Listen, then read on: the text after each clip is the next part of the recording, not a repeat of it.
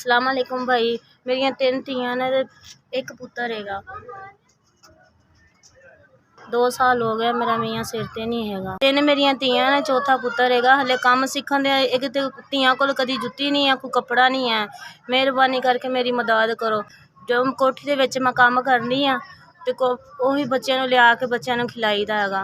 महीने बाद मिलदा 5000 6000 उहदे बच्चों दा, ना कोई कपड़ियां दा ना जुत्ती आंदी है। ते मकान दा किराया ते बिजली दा बिल दे दिन्नी आ। मैं जोगी नहीं हाँ कि बच्चों नूं मैं खवा सकनी हाँ। वो किराया ते बिल निकल जांदा ते मेरा बंदा नहीं है सिर ते जे मैं वो मकसद कि मेरा कुछ कर सके। आप ही जानी हाँ ते आप ही बच्चों नूं किराया बिल सारा कुछ करनी। ते बच्चे निक्के निक्के हैगे ने, एक टाइम दी रोटी मिलदी, एक टाइम दी नहीं मिलदी होगी।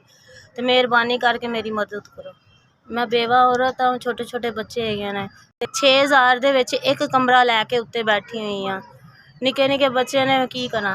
मेरी मदद करो, मेरी मदद करो। मैं राशन कार्ड च पाना हैगा। मेरे निक्के निक्के बच्चे ने। तुहाडी मेहरबानी मेरा महीना चंगा लग जाए।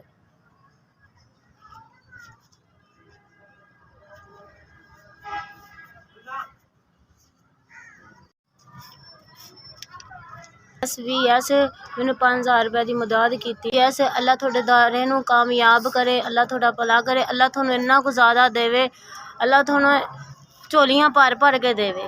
SVS अल्लाह तुहानूं देंदा रहे, तुसीं वंडदे ही रहो। बच्चों के सिर ते हथ रखिया, अल्लाह तुहानूं कदी खाली ना करे।